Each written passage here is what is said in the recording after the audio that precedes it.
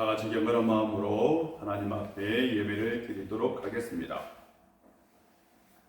내 장막터를 넓히며 내 초소의 휘장을 아끼지 말고 널리 펴되 너의 줄을 길게 하며 너의 말뚝을 견고히 할지어다. 이는 내가 좌우로 퍼지며 내 자손은 열방을 얻으며 황폐한 성읍들을 사람 살 곳이 되게 할 것입니다. 아버지 하나님, 오늘도 우리 가운데 함께 해주시고 은혜 주셔서 감사드립니다. 하나님께서 역사하시면 황폐한 곳이 풍부한 곳, 황폐한 곳이 풍족한 곳으로 변화될 줄 믿습니다. 아버지 하나님, 이 땅을 하나님의 능력으로 치유하여 주시옵시고 다시 회복되는 기적의 역사가 반드시 있게 하여 주시옵소서. 아버지 하나님, 우리 성도님들 삶 가운데 함께 해주시고 하나님의 말씀으로 일어설 수 있도록 늘 깨어있는 영적인 삶을 살게 하여 주시옵소서. 오늘도 우리가 주님 앞에 나와싸우니 주의 말씀을 들려주시고 그 말씀을 듣고 영적으로 깨어있는 삶을 살게 하여 주옵소서.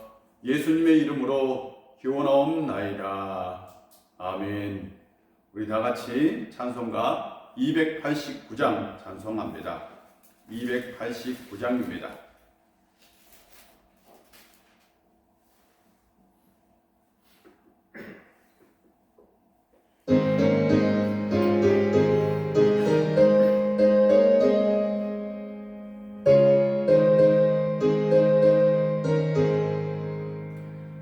예수 내 맘에 들어와 계시는 변하여 새 사람 되고 내가 늘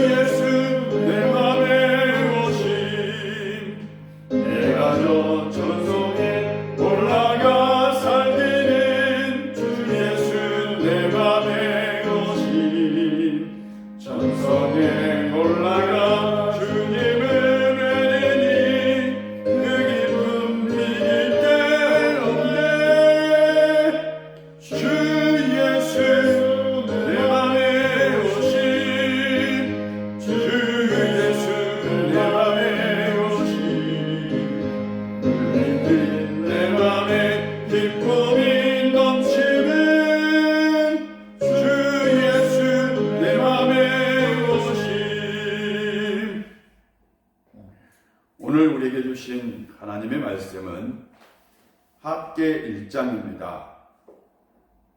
구약성경 1310쪽에 있습니다. 학개 1장입니다. 1장 1절부터 6절까지입니다. 학개 1장 1절부터 6절까지입니다.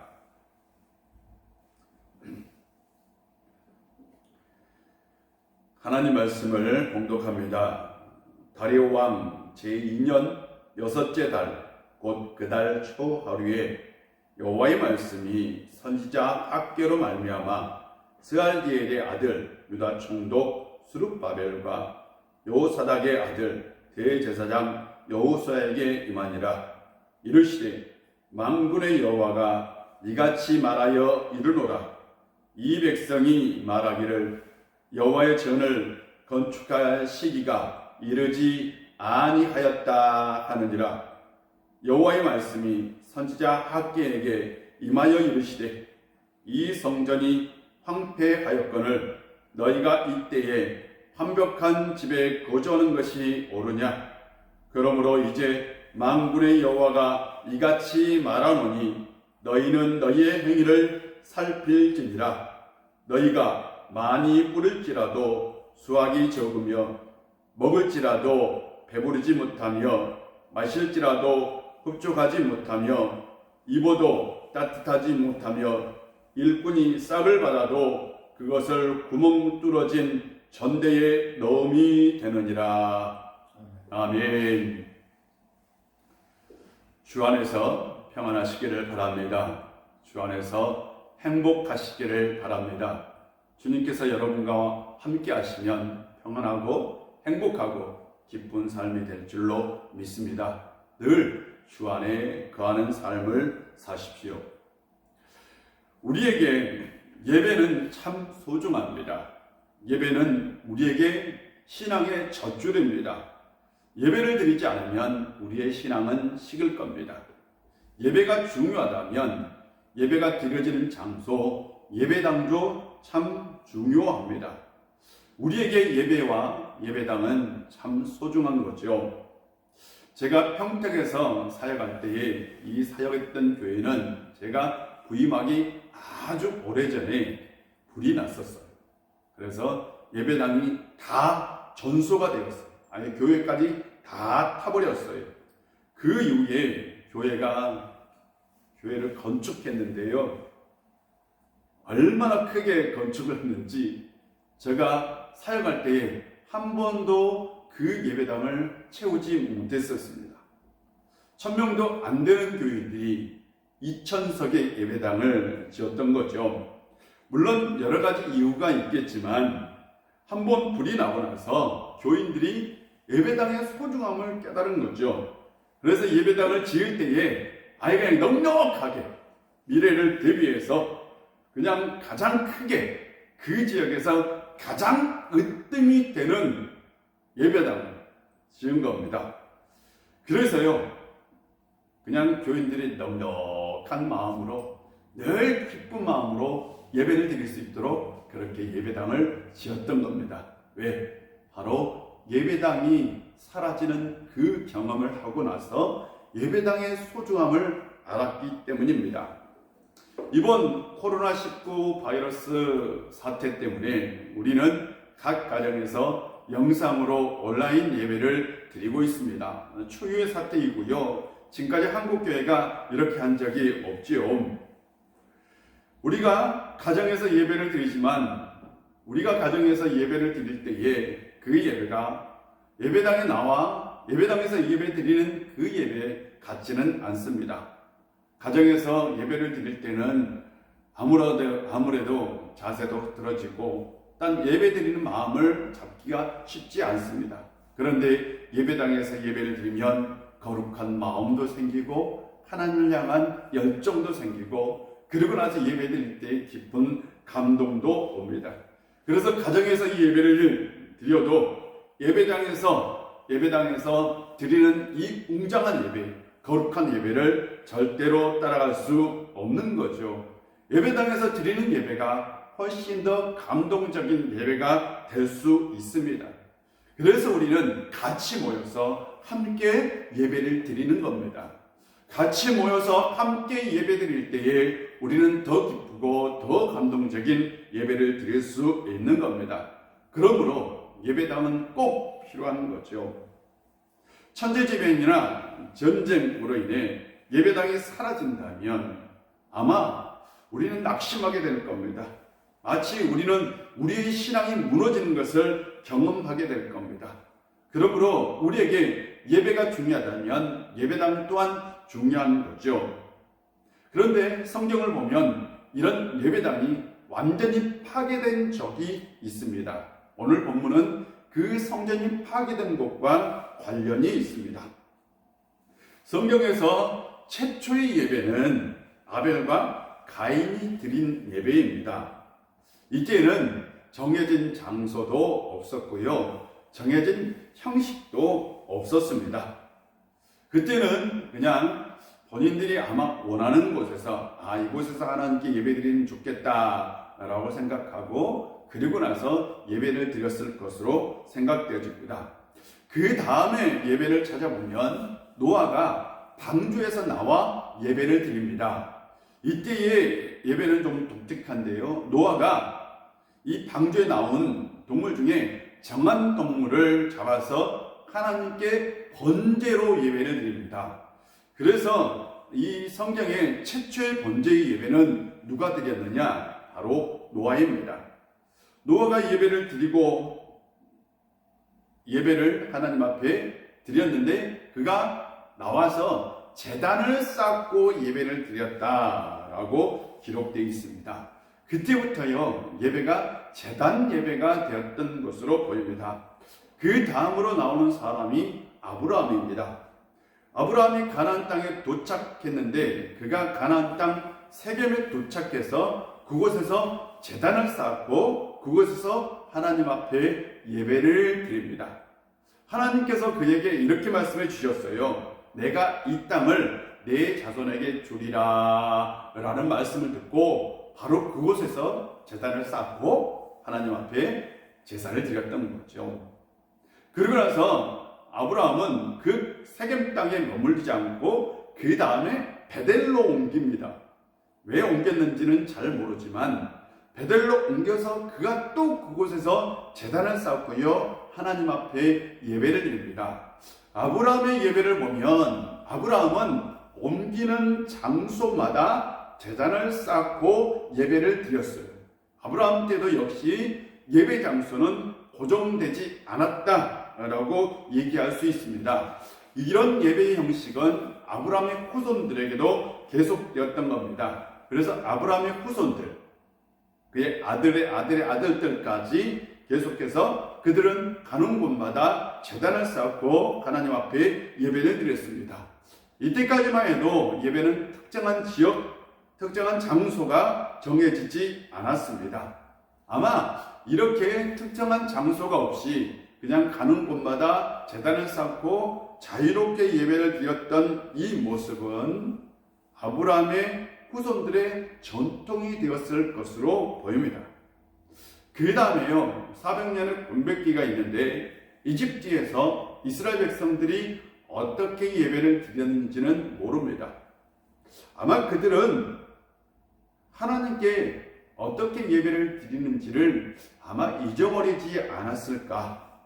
그들은 아마 예배를 드리지 않았던 것으로 보입니다. 기록은 없습니다. 그러고 나서 출애굽한 백성들에게 하나님께서는 그들에게 성막을 지을 것을 지시합니다. 성막은 우리가 잘 아는 대로 지성소, 성소, 그리고 뜰로 구성되어 있습니다. 이 성막에서 예배를 드릴 때에 또 제사장이 나옵니다. 새로운 사람이 생겨나는 거죠. 출애굽 이후에 이제는 예배를 드리는 어떤 특정한 공간이 생겨납니다. 아직 장소는 픽스가 되지 않습니다. 어떤 특정한 공간이 생겨나는데 그 특정한 공간이 어디냐? 바로 성막입니다. 그리고 이 예배를 주관하는 사람이 있어요. 이 사람이 바로 누구냐? 제사장입니다. 그래서 예배를 모세 이전과 모세 이후로 나눴는데, 모세 이전의 예배는 제단 예배, 누구나 자유롭게 드릴 수 있는 예배이고요. 그 다음 모세 이후의 예배는 성막 예배, 그리고 반드시 제사장이 드려야 예배로 예배의 변화가 일어났던 겁니다. 그런데 이 성막은 옮길 수가 있었어요. 왜냐? 가나안 땅에 들어가기 전까지 계속해서 옮겨야 했기 때문입니다. 이 성막은 고정된 장소는 없었습니다. 그들은 가나안 땅에 들어갑니다. 그리고 가나안 땅에 들어가서도 사사시대에 그들은 특정한 장소를 그냥 정하지 않고 실로에서, 베델에서, 길갈에서 이렇게 회막을 옮기면서, 성막을 옮기면서 예배를 드렸던 것으로 추정됩니다. 그러다가요, 언약궤를 전쟁에서 빼앗겨 버립니다. 전쟁에서 빼앗겨 버리고 언약궤는 오랫동안 블레셋 지역에 머물게 됩니다. 다윗이 사울에 이어 왕이 되고 난 다음에 이 언약궤를요, 다윗성으로 옮깁니다. 그가 이 언약궤를 그 당시 기브온이라는 산당으로 옮기지 않고 왜 다윗성으로, 그 당시는 여부스입니다, 여부스로 옮겼는지는 정확하지 않습니다. 사울 시대에 사울 왕은 바로 실로에 있는 성막을 기브온으로 옮깁니다. 그래서 이 다윗 시대에는 성막이 바로 기브온에 있었습니다. 그래서 아마 그 이제 다윗 시대에는 성막이 아마 두 곳에 있을 것으로 추정을 합니다. 기브온에도 있었고 예루살렘 성에도 있었던 거죠. 예루살렘 성에는 오리지널 언약궤가 있었고 기브온에는 오리지널 성막이, 오래된 성막이 있었던 거죠. 그래서 다윗은 이 두 개를 하나로 합히기를 원했어요. 그래서 하나로 합해서 성전을 건축할 마음이 생겨서 하나님께 기도했습니다. 그런데 하나님은 다윗에게 성전을 건축하지 못하게 합니다. 다윗이 성전을 건축하고자 한 이유는 그 당시 이스라엘은 12개의 지파로 나누어져 있었습니다. 이 12개의 지파를 하나로 만들 수 있는 구심점은 성막이었습니다. 하나님께 드리는 예배였던 거죠. 그래서 이것을 모아서 하나님 앞에 드릴 수 있는 하나의 공간, 고정된 장소를 만들어서 예배를 드리면 이스라엘이 하나로 뭉칠 수 있다는 것을 다윗은 안 거죠. 하나님께 기도했는데 솔로몬에게 자손이, 내가 낳은 아들이 성전을 지을 거라 라고 얘기를 합니다. 그래서 솔로몬이 성전을 건축하게 됩니다. 솔로몬이 이제 성전을 건축하고 난 다음에 예배가 솔로몬 이전 예배와 솔로몬 이후 예배로 바뀝니다.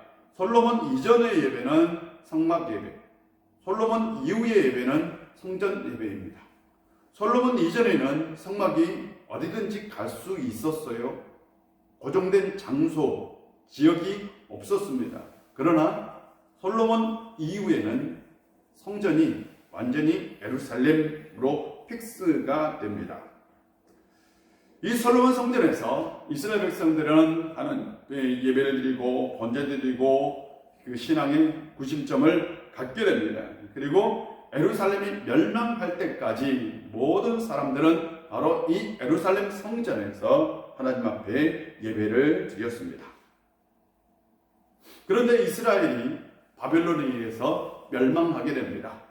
이스라엘이 멸망할 때에 예루살렘 성도 파괴되는데요. 예루살렘 성이 파괴될 때에 바로 이 예루살렘에 있는 솔로몬 성전, 이 솔로몬 성전도 바벨론 군대에 의해서 파괴가 됩니다.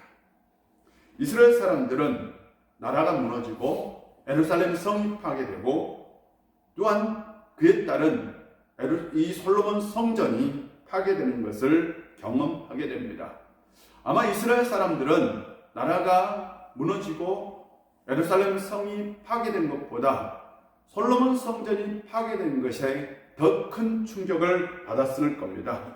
그들은 성전이 무너질 것이라고는 상상도 하지 못했습니다. 그들의 신앙은 철저하게 성전 중심의 신앙이었습니다. 그런데 성전이 무너졌어요.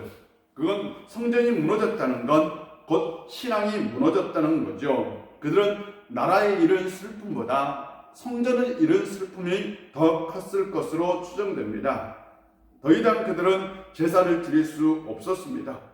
제사를 드리지 못하면 신앙을 유지할 수 없죠. 그래서 그들은 다시 성전을 세워야 했지만 성전을 세울 수 있는 여력이 없었습니다. 한번 무너진 성전을 다시 재건하는 일은 결코 쉬운 일이 아닙니다. 솔로몬 때는요, 나라가 가장 부강할 때입니다. 가장 부자일 때. 솔로몬은 어마어마한 부를 축적했던 왕입니다. 그 부를 가지고 솔로몬 성전을 건축했거든요. 그런데 지금 이스라엘에 남아있는 사람들은 아주 평범한 사람들입니다. 귀족들, 왕족들은 다 바벨론 포로로 잡혀갔고요. 경제는 무너져 있었습니다. 원래 예루살렘은 자족 경제를 할 수 있는 지역이 아닙니다. 예루살렘은요, 산지에 건축된 도시입니다. 주변이 다 산이에요. 평지가 없어요. 갈릴리처럼 풍요로운 어떤 땅을 가지고 있는 지역이 아닙니다. 예루살렘은 굉장히 황폐한 땅에 지어진 도시입니다. 그래서 그 당시 예루살렘의 경제는 지금으로 말하면 관광과 무역으로 유지되었던 도시입니다. 특별히 이 성전을 찾는 사람들에 의해서 경제가 유지되었던 도시가 바로 예루살렘입니다. 그런데 성전이 없으면 경제 회복이 불가능합니다. 성전을 찾는 사람이 없으면 경제가 돌아가지 않아요. 경제가 돌아가지 않으면 성전을 지을 수가 없어요. 근데 성전을 반드시 경제가 회복돼야 되죠. 그러니까 이 가난의 악순환이 반복되면서 성전을 건축할 여력이 없고 성전이 없기 때문에 경제가 회복이 불가능한 거죠.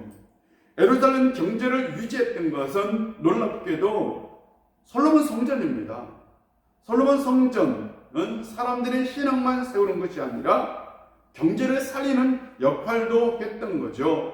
그런데 무너진 경제 속에 살고 있었던 그 가난한 사람들이 다시 어마어마한 비용을 마련해서 성전을 건축하는 건 쉽지 않는 일입니다. 그래서 성전이 파괴되고 약 50년의 시간이 흘러갑니다. 굉장히 긴 시간이죠. 외부의 힘이 아니면 성전을 다시 건축하는 게 불가능했습니다. 그때에 하나님께서 역사 속에서 새로운 일을 하기 시작합니다. 하나님이 어떤 준비를 하고 계셨어요? 악한 나라 바벨론이 멸망하고 페르시아라는 나라가 세워집니다. 이 페르시아 첫 번째 왕이 고레스 왕입니다. 이 왕은 굉장히 유화 정책을 썼던 왕인데요. 이전에 바벨론 왕들과 달리 이 왕은 왕이 되자마자 이 바벨론 지역을 다 평정하고 나서 이 고레스 왕은 각 나라에 칙령을 내립니다. 포로로 잡혀왔던 모든 민족은 다 돌아가도 된다라는 칙령을 내리죠. 바벨론으로 포로로 잡혀온 1세대는 아마 거의 사라지고 2세대, 3세대가 주류를 이루었던 것으로 보입니다. 그들은 바벨론에 잘 정착했고요. 정치적으로 성공한 사람도 있고 경제적으로 성공한 사람도 있었습니다. 특별히 1세대 사람이었던 다니엘, 아마 그 다니엘의 영향이 컸을 것으로 추정됩니다. 다니엘을 통해서 많은 유대인들이 바벨론에 잘 정착했던 것입니다. 아마 그 당시 다니엘의 영향력은 대단했을 겁니다.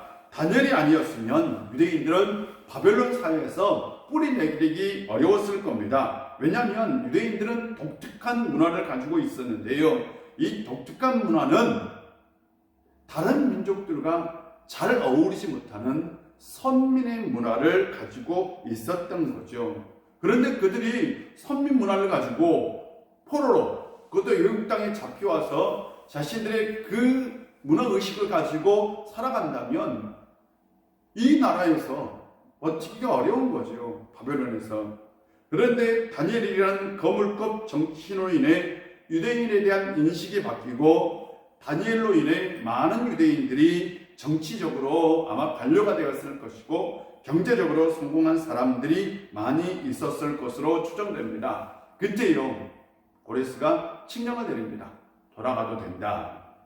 그래서 돌아온 사람들의 이야기가 에스라서입니다. 아마 3번 바벨론 포로 귀환이 있었는데요. 느헤미야는 3차 포로 귀환을 했던 사람이고, 그리고 1차 포로 귀환을 했던 사람은 대략 한 42,360명 정도라고 얘기합니다. 굉장히 많은 숫자죠. 이스라엘은 전통적으로 남자들만 계수를 하니까요.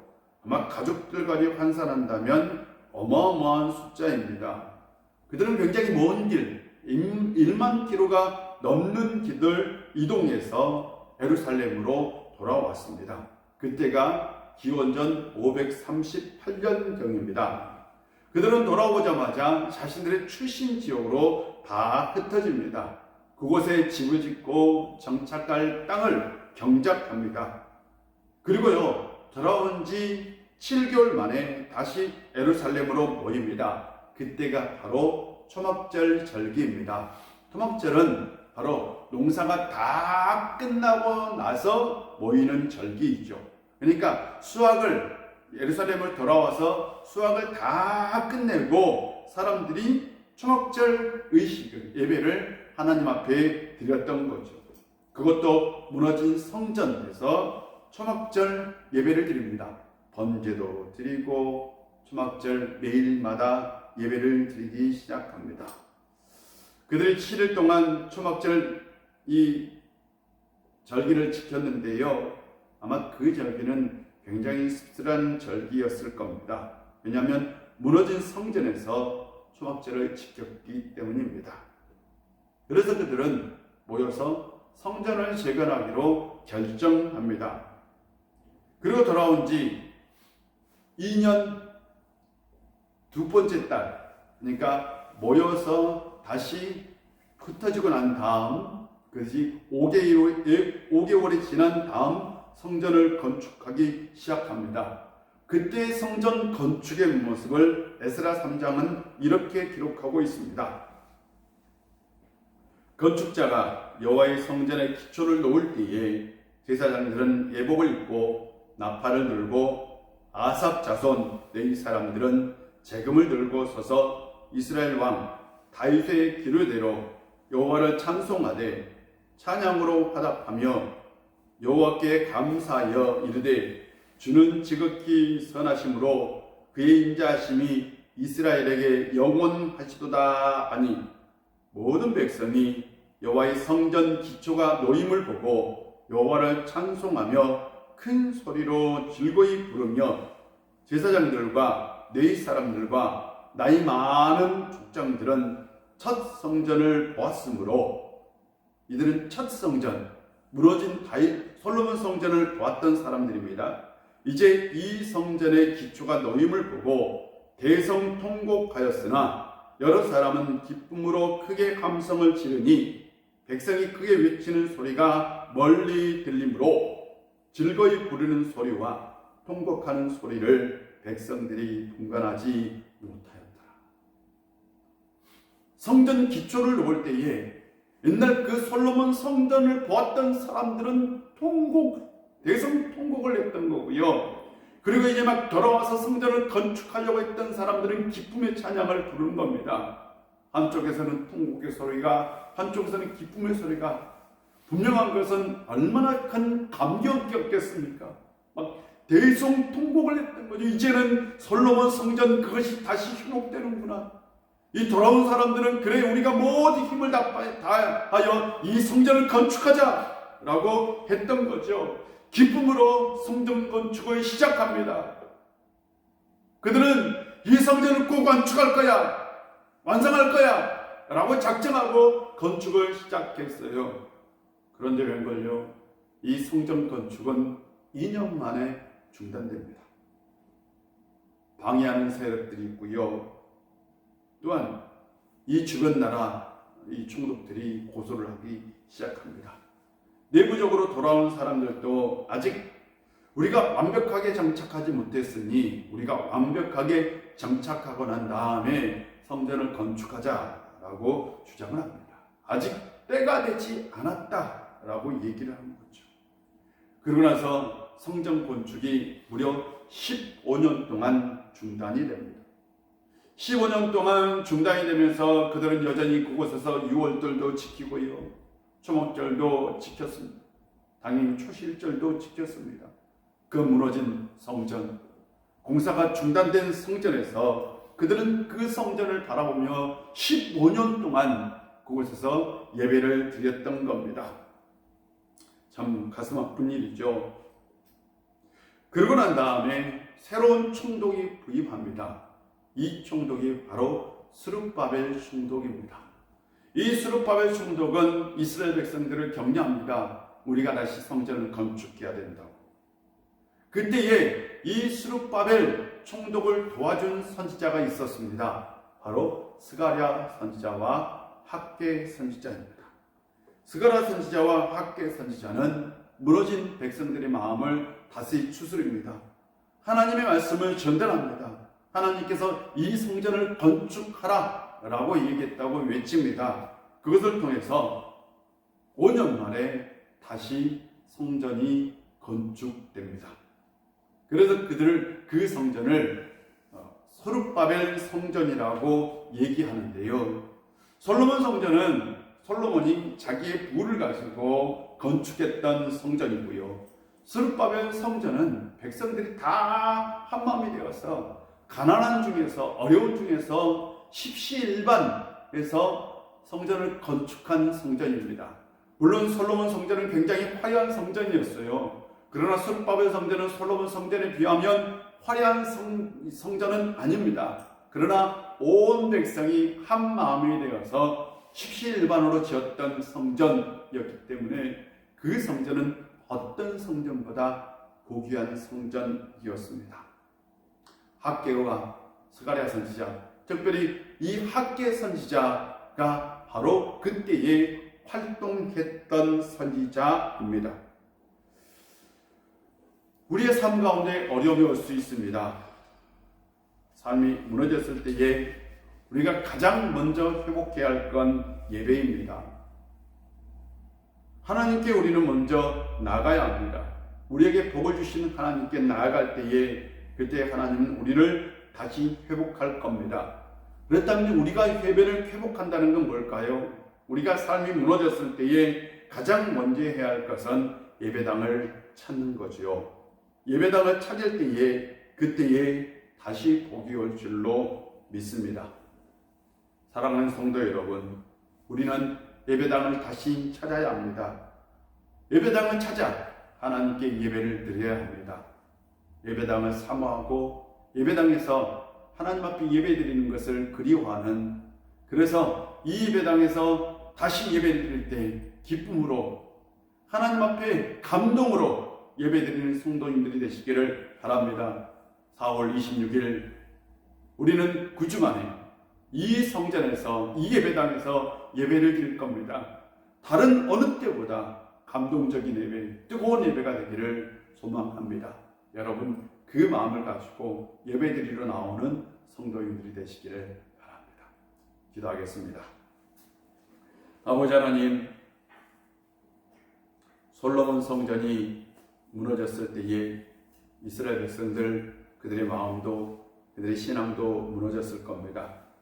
그 무너진 성전이 50년 만에 다시 건축되었다가 15년 동안 중단되어 다시 완성되었습니다. 참 그때의 그 감동으로 다시 성전을 봉헌했던 그 성도들의 마음을 기억해 봅니다. 우리가 4월 26일 다시 우리는 이 예배당에서 예배를 드릴 겁니다. 그때의 그 예배당을 회복했던, 성전을 회복했던 그 사람들의 마음을 우리에게도 주시어서 우리가 예배당을 찾을 때에 하나님 앞에 온전히 예배드리는 기쁨의 마음, 행복의 마음, 감동적인 마음을 주시옵소서. 예배당에서 예배드리는 그 사모함을 갖게 하여 주옵소서. 주님께서 우리 우유교회 가운데 함께 해주셔서 우리 모든 성도들의 마음 가운데, 삶 가운데 함께 해주시고 예배를 회복시켜 주옵소서. 예수님의 이름으로 기도합니다. 아멘. 찬송가 440장입니다. 찬송가 440장입니다.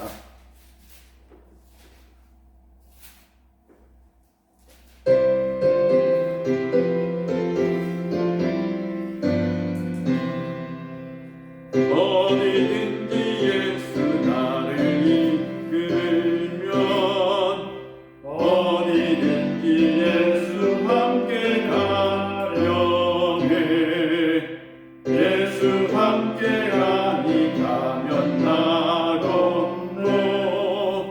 예수님과 동행하면 겁없네 어디를 가든지 겁내 겁내 어디든지 예수 함께 가려네 세상 친구 모두 나를 떠나도 주와 동행하면 외로웠겠네 가는 길 위태하고 험해도 어디든지 예수 함께 가려네 어디를 가든지 겁내 어디든지 예수 함께 가려네 모든 그는 나를 애워쌀 때에 주가 함께 계신 믿고 가려네 주 그의 천국에서 깨어나 예수 함께 길이 살리라 어디를 가든지 겁내 어디든지 예수 함께 가려네 우리 다 같이 주기도문 합니다. 하늘에 계신 우리 아버지, 아버지의 이름을 거룩하게 하시며 아버지의 나라가 오게 하시며 아버지의 뜻이 하늘에서와 같이 땅에서도 이루어지게 하소서. 오늘 우리에게 일용할 양식을 주시고 우리가 우리에게 지은 자를 용서해 준 것 같이 우리 죄를 용서하여 주옵시고 우리를 시험에 들게 하지 마옵시고 다만 악에서 구하옵소서. 나라와 권세와 영광이 영원히 아버지의 것입니다. 아멘.